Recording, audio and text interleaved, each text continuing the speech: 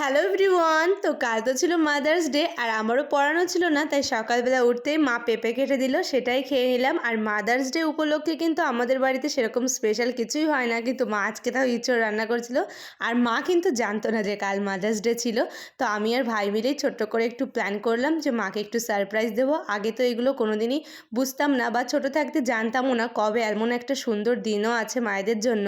তো যাই হোক, আমি আর ভাই চলে গিয়েছিলাম একটু মিও মোড়ে, আর মার জন্য একটা কুর্তিও এনেছিলাম আমি।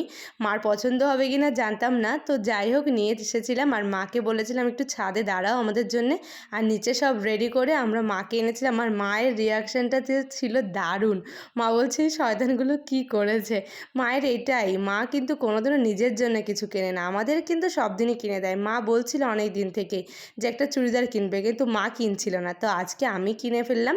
তোমরা কী কী করলে মাদার্স ডেতে অবশ্যই জানিও, আর ভালো লাগলে ভিডিওটা অবশ্যই সাবস্ক্রাইব করে দিও।